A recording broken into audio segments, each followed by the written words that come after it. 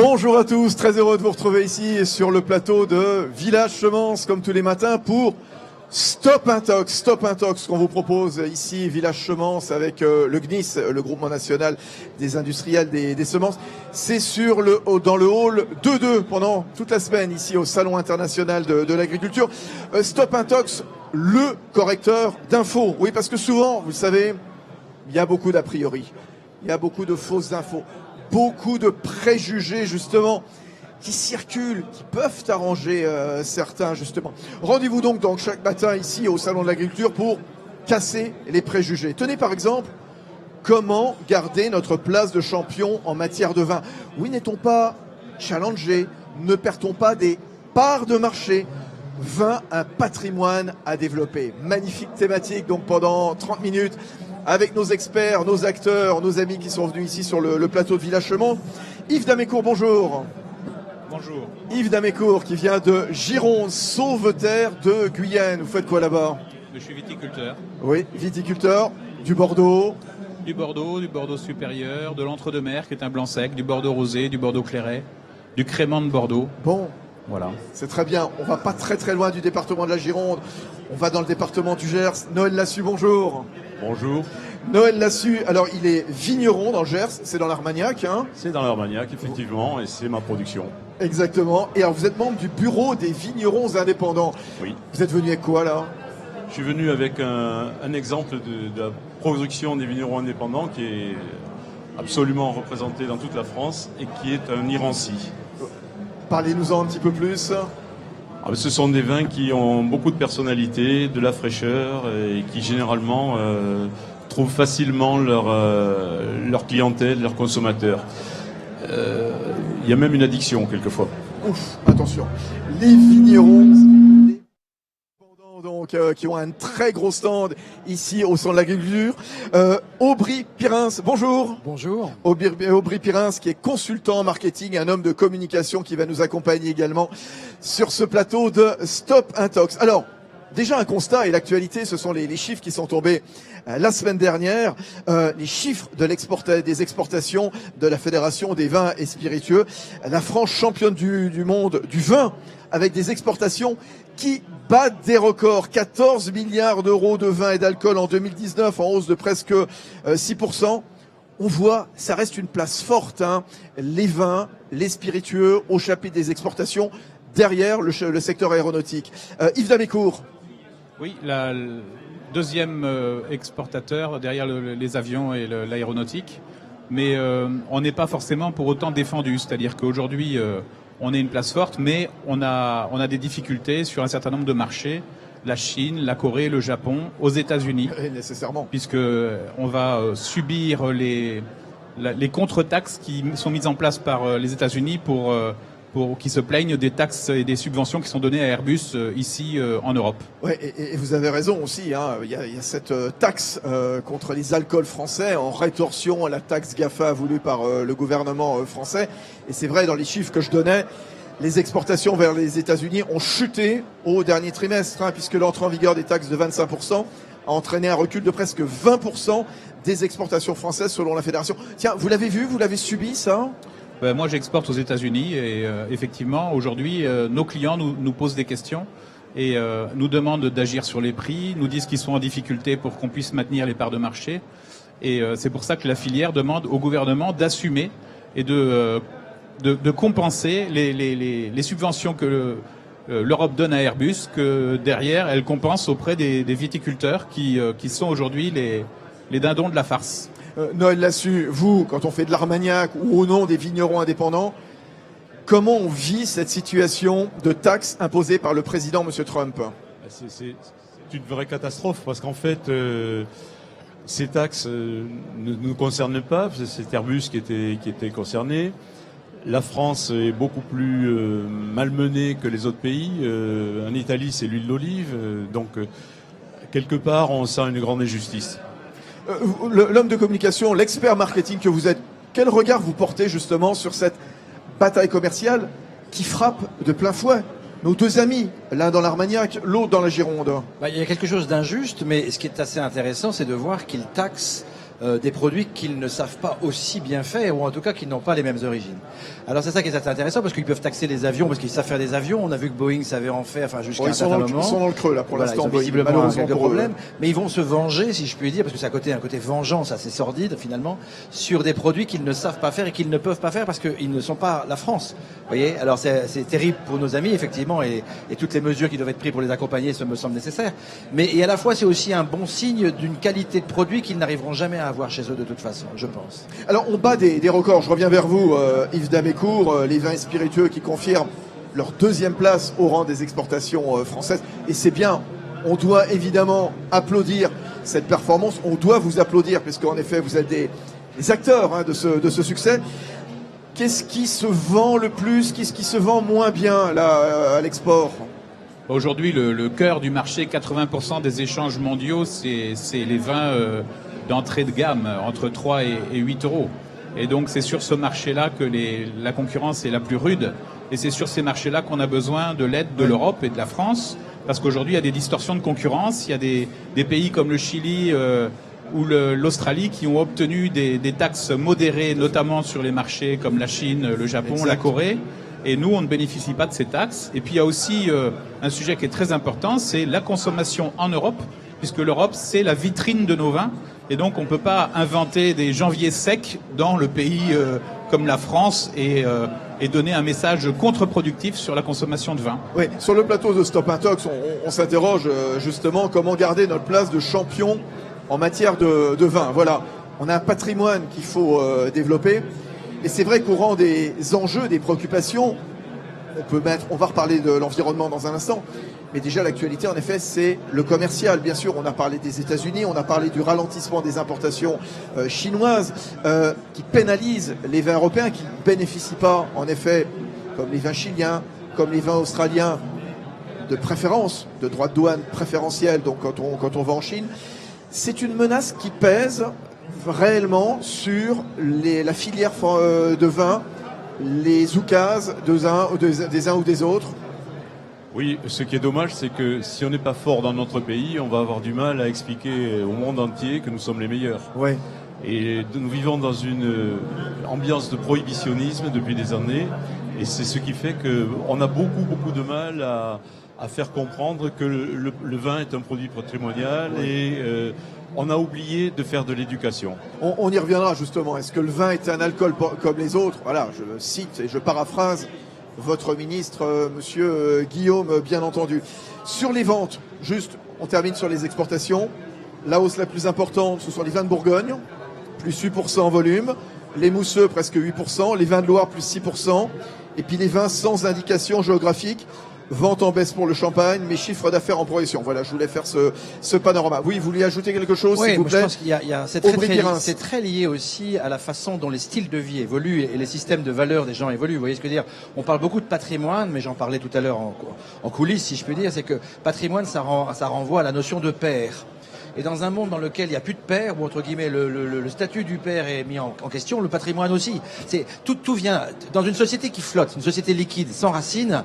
Vous avez de plus en plus des gens qui ne savent même pas pourquoi ça vient d'Irancy. Ils se posent pas la question. Ils s'achètent un shoot de plaisir ou d'excitation, et ils n'achètent que ça. Donc le shoot, on peut le trouver par plein de moyens, pas uniquement par le vin. Ça se banalise. Donc il y a une espèce de il y a un basculement quand même dans le référentiel culturel des personnes qui consomment le vin, et particulièrement chez les jeunes, qui font qu'en fait effectivement ils n'ont pas automatiquement le même rapport que celui des gens qui cultivent la vigne ou qui font le vin. Vous voyez, c'est ça. Et en fait, souvent, il y a une espèce de confrontation de culture, de représentation culturelle qui ne sont pas les mêmes. D'où la nécessité quand même d'aller écouter un peu ce qui se passe dans la tête des gens et de comprendre mieux ce qui se passe, enfin, et de leur adresser une résolution. Et d'aller justement discuter ici au sein de l'agriculteur avec des hommes passionnés qui aiment parler de leurs produits, comme vous, comme Yves Damécourt, comme Noël Lassus, bien sûr. On a parlé donc de ce patrimoine, évidemment, à développer. Il y a des menaces, bien entendu. On l'a vu. Les sanctions commerciales. La Chine, qui impose des droits de douane, ne sont pas les mêmes lorsqu'il s'agit du Chili, de l'Australie ou de nous. Et puis, d'autres enjeux, évidemment, d'autres défis à relever, les enjeux environnementaux. Alors, c'est sûr que en 2019, on a parlé de quoi? De grêle, de gel, de canicule, bien sûr. Ça n'aura étonné personne. Il y aura moins de vin en 2019. On parle d'un recul estimé à 12%. Vous l'avez subi, ça aussi, Yves Damécourt? Oui, on subit depuis 5 ans des aléas climatiques. En 2013, beaucoup d'orages de grêle, 2014 aussi, des problèmes de coulure, c'est-à-dire quand il pleut au moment de la floraison de la vigne, et qui fait qu'il n'y a pas de fécondation, et donc les grappes n'ont pas de raisin. Et puis les orages de grêle, de nouveau du gel en 2018, et donc c'est compliqué. C'est compliqué parce que, par exemple, après une année comme 2017, on se retrouve sur certains marchés avec un manque de produits. Carrément. Et donc une baisse de vente due à un manque de produits. Et quand on n'a pas de produits, on est remplacé par d'autres. Et quand vous revenez l'année suivante pour dire on revient, on dit oui, mais on vous a remplacé. Trop tard, voilà. Évidemment. Qui va à la chasse perd sa place. Noël. Et ça, c'est le gros problème au niveau commercial, mais on est en train de mettre en place avec les vignerons indépendants une formation dans toute la France pour essayer de climatiser nos vignes par le biais de l'agroécologie. Racontez-nous ça. Qu'est-ce que vous faites concrètement? Ça, c'est passionnant. En quoi votre métier il est en train de changer? Il est en train de changer parce qu'on se rend compte que face à ces aléas climatiques et qui sont de plus en plus nombreux du fait du changement du climat, il va falloir que nous ayons, nous, des moyens de protection. Et un des bons moyens de protection, c'est l'arbre. L'arbre est une plante qu'on a complètement éradiquée de la plupart de nos vignobles. Et c'est amusant quand on va sur le terrain, qu'on a les 3 générations, le grand-père, le père et le fils, qui a une trentaine d'années maintenant, cette génération-là qui est aux commandes, qui nous demande justement de trouver quelque chose pour pallier ces problèmes climatiques. Eh bien, le grand-père, il reste au bout de la parcelle, à 15 mètres, et puis petit à petit, au bout de 10 minutes, il entend parler d'arbres. Et là, il se rapproche, il dit oui, mais il y a 30 ans, il y en avait partout. Donc l'idée, c'est de replanter des arbres? Replanter des arbres, couvrir les sols pour qu'ils ne soient jamais nus, de manière à ce que la matière organique ne soit plus dissipée dans l'atmosphère, et stocker du carbone. Et c'est vrai, quand on voit... votre métier il change considérablement. On voit l'augmentation des températures, nécessairement, hein, bien sûr, l'augmentation de la fréquence des accidents climatiques que vous rappeliez il y a un instant, Yves Damécourt. On voit la saison végétative qui se décale peu ou prou. Comment on réagit? Comment le métier il est en train de changer? Tout de suite, Noël nous expliquait, nous on va se prendre en main, nous les vignerons indépendants, on va replanter des arbres. Qu'est-ce qu'on fait? Il y a des techniques de taille différentes. On crée des zones d'ombre, un petit peu comme l'expliquait Noël. On va changer l'orientation des rangs de vignes, on va monter en altitude. Qu'est-ce que vous faites? En fait, tout ça est important. Ce qui est important, c'est que quand l'ensoleillement change, les feuilles des vignes, c'est des panneaux solaires, hein, donc elles transforment le soleil en sucre. Et donc, quand il y a plus de soleil, il faut moins de feuilles. Donc, on change nos modes de taille. On change, nous, dans notre région de l'Entre-deux-Mers, on a inventé, il y a 60 ans, les vignes hautes et larges. On a été moqué beaucoup. Mais aujourd'hui, les chercheurs disent que la solution, c'est sans doute de réduire les surfaces foliaires par kilo de raisin produit. Mais le carcan qu'on a, c'est les règlements qui sont très nombreux au niveau national et qui nous interdisent de faire beaucoup de recherche et d'expérimentation. Un exemple. Notamment profitez-en, là, vous êtes sur le plateau Stop Intox, faites passer des messages. Notamment le temps qu'il faut pour modifier un décret d'appellation de l'Institut national des appellations d'origine contrôlée, qui fait qu'en fait, on a beaucoup de mal à s'adapter, on a beaucoup d'idées pour s'adapter, mais c'est très long de modifier parce qu'il faut des commissions d'enquête, etc. Il faut une dizaine d'années pour modifier un décret d'appellation. Oui, Aubry-Pirins, là, sur le côté, on reviendra sur le côté réglementaire tout à l'heure, autour du vin, est-ce que c'est un alcool, est-ce qu'il faut le réprimer, tout ça, enfin bref, tout ça on en reparlera. Mais nécessairement, est-ce que tout le monde joue dans la même direction? On écoute Noël, on écoute Yves qui disent on a envie d'avancer et puis il se trouve bloqué. Oui, alors je pense qu'il y a un problème, entre guillemets, culturel de façon plus générale. Une grande tendance aujourd'hui, en tout cas, qui a conduit l'évolution de nos sociétés, ça a été de dire on va contrôler par la fragmentation, la segmentation, la déconstruction.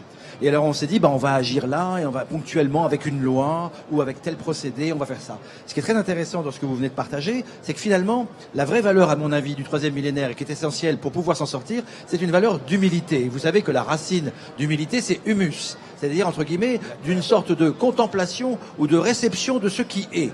La Terre a sa logique propre. On peut l'aimer, on peut pas l'aimer, on peut la comprendre ou pas la comprendre. Elle est comme ça. Le climat, c'est ainsi. On parle beaucoup du dérèglement climatique, mais si vous regardez dans l'histoire de l'humanité, qui a quand même été accompagnée, enfin l'histoire du vin a accompagné l'histoire de l'humanité depuis des millénaires, on avait appris des choses.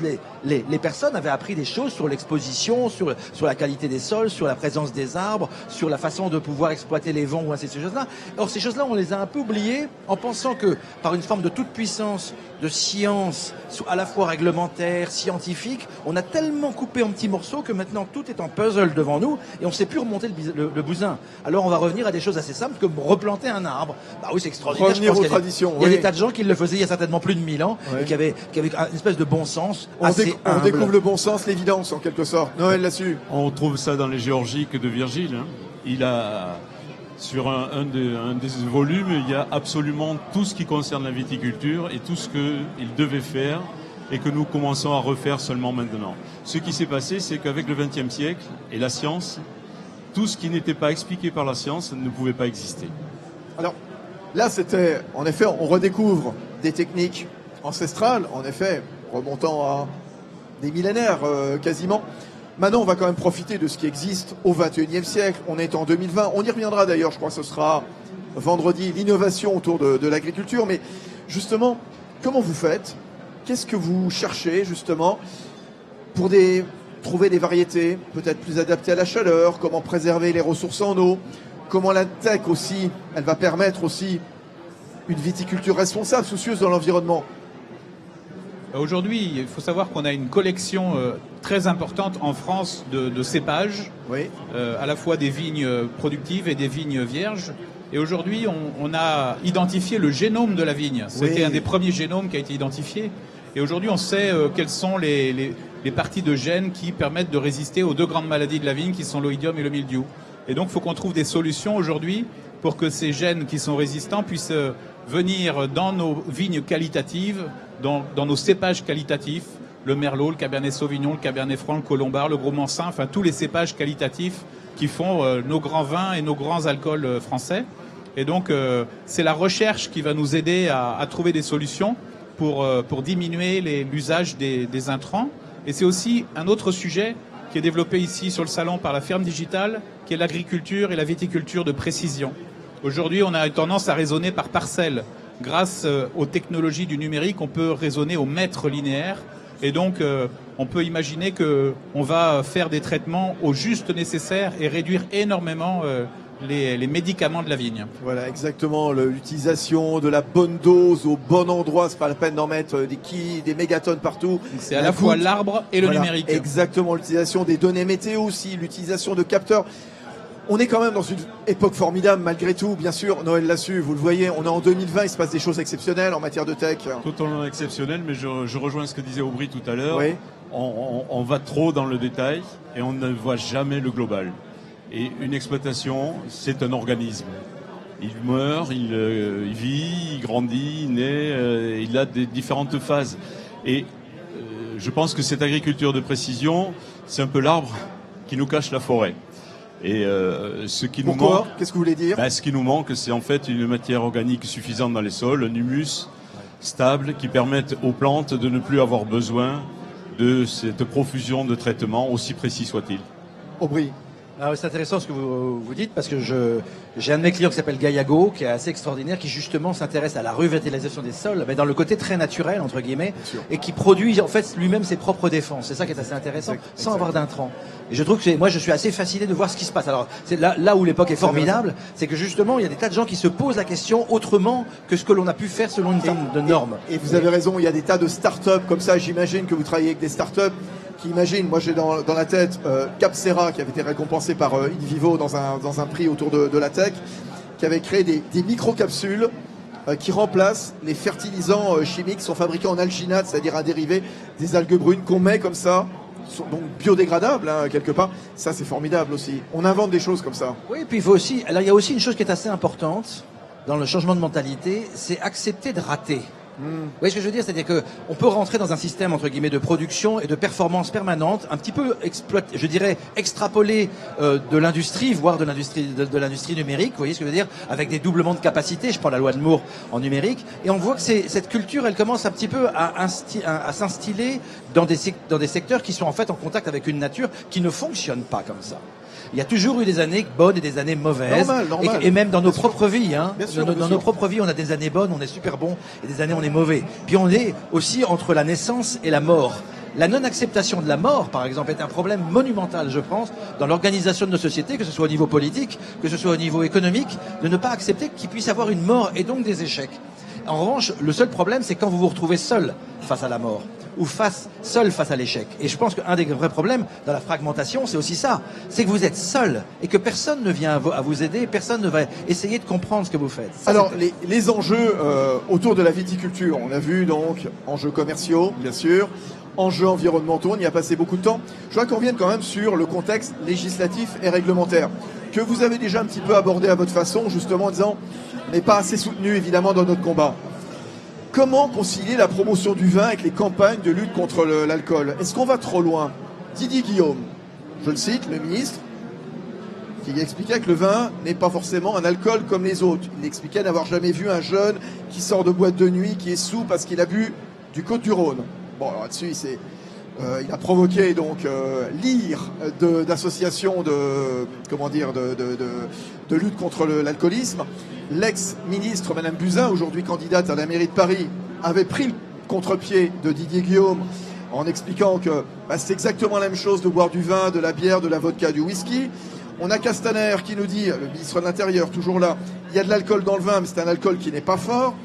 Et puis Emmanuel Macron, le président de la République, s'il y a des jeunes qui se saoulent, ils ne se saoulent pas au vin français, mais à la bière ou à l'alcool fort. Voilà. Pourquoi cette cacophonie? Pourquoi cet embarras? Qu'est-ce qui se passe? Il y a le communicant que vous êtes.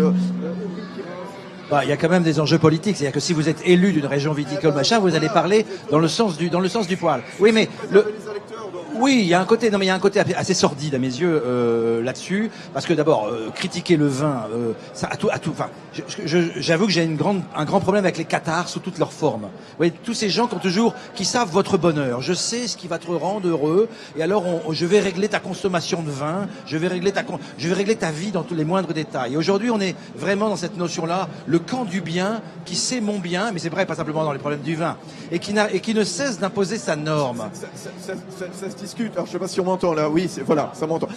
Ça se discute quand même sur l'utilisation de l'alcool, par exemple, quand on est au volant. Mais bien évidemment. Normal de s'y intéresser. Bien évidemment, mais depuis le temps qu'on fait des campagnes anti-alcooliques, enfin anti-alcoolémie, on a vu encore beaucoup d'accidents dus à l'alcool. Donc je veux dire, vous voyez ce que je veux dire, c'est de temps en temps cette espèce, encore une fois, de toute puissance qui prétend vouloir réformer l'opinion et les comportements uniquement à travers la publicité. C'est une erreur monumentale. Hein. Les premiers qui vous apprennent à boire ou à ne pas boire, ce sont vos parents, vos amis, et c'est aussi dans cette alliance-là que ça se joue. Comment vous expliquez, vous qui fabriquez, qui produisez du vin dans vos régions respectives, en Gironde, dans l'Armagnac, justement, ces allers-retours de certains ministres, clairement, qui se contredisent, hein. Noël là-dessus. En fait, tout repose sur le manque d'éducation que l'on a dans nos sociétés sur justement ce qu'est l'alcool. Et l'alcool, ça peut être un danger, on le voit tous, mais on apprend à le consommer. Et le Canada, par exemple, a un programme éduc-alcool depuis plus de 30 ans, qui fait que là-bas, ça se passe très très bien. Et nous, ici, dès qu'on parle d'éducation à l'alcool, on a tout de suite le lobby prohibitionniste qui dresse un mur devant nous. Yves Damécourt. On a une guerre entre le ministère de la Santé et le ministère de la Culture qui dure depuis très longtemps. Ces deux ministères ne communiquent pas. Ils travaillent en sous-main. Quand Agnès Buzyn avait préparé le janvier sec, Dry January, tout était prêt, la communication. Bien sûr. Et c'est finalement le ministère de la Culture qui l'a découvert avant que ce soit lancé, Emmanuel Macron qui a arbitré. Enfin, tout ça n'a aucun sens. On accueille en France chaque année 90 millions de touristes. 1 sur 2 vient en France avec l'idée qu'il va apprendre la gastronomie française et la dégustation de vin. Et donc, on ne peut pas mettre des grandes affiches 4x3 en disant dès la première goutte, l'alcool tue, c'est pas possible. Quelle vitrine on propose à tous ces gens qui viennent en France? Non, il faut éduc-alcool, comme au Canada, c'est une très bonne idée.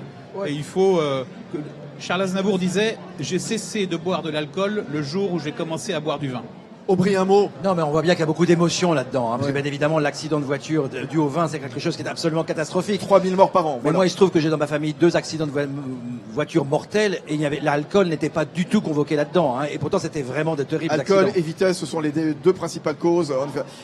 Les enjeux, puisque pour avancer, puisqu'on va bientôt se quitter, sur les enjeux autour de ce patrimoine à développer autour du vin. On a parlé de l'environnement, on a parlé du réglementaire.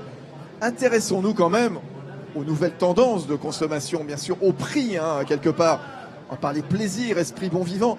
C'est quoi les tendances de consommation aujourd'hui? Quelles sont les envies? Tiens, vos vins, vous les vendez combien, vous, Yves Damécourt? Entre 4,50 € et 9,50 €. Donc c'est dans la norme, dans la moyenne de ce que le public attend, c'est ça. Qu'est-ce qu'il attend le public aujourd'hui en 2020? Au cœur de marché, en fait. Nous, on est des vins qui sont bu. Il y a aujourd'hui des vins de collection qui sont jamais bu, qui sont achetés et vendus, un peu comme on achète des actions en bourse. Et il y a des vins qui sont bu. Et donc, c'est ces vins-là que nous produisons. Et on aime le contact avec le consommateur. Mais aujourd'hui, on perd chaque année des consommateurs réguliers qui consommaient du vin tous les jours. Ça faisait partie de leur régime alimentaire. Et on a des jeunes générations qui sont plutôt des buveurs de bière ou des buveurs de prémix. Et donc, c'est cette jeune génération-là qu'on aimerait éduquer au vin. Il y en a beaucoup, de plus en plus qui s'y intéressent. Et donc, il faut qu'on ait ces plateformes de communication avec ces gens. Comment conquérir cette cible? L'autre jour, je discutais avec le patron de la Chablisienne, un homme formidable, qui m'expliquait qu'il lançait justement une gamme spéciale Millennials, vendue dans les bars à vin, des restaurants branchés, vis-à-vis de cette clientèle peu habituée à fréquenter les cavistes, quelque part aussi même avec un packaging différent, avec une bouteille différente, avec un bouchon différent. Oui, le bouchon est différent, le goût est différent aussi. Et là, on retombe sur la problématique des décrets d'appellation parce qu'on n'a pas forcément le droit de modifier tous les goûts de nos vins pour s'adapter à ces jeunes générations qui aiment bien les vins blancs, les vins rosés, les clairets, les vins immédiats et qui leur permettent de rentrer dans l'univers du vin. Quelles envies, quelles cibles conquérir? Pour les alcools, c'est un petit peu différent parce que, comme le disait Macron également, on ne consomme pas d'alcool pour se saouler.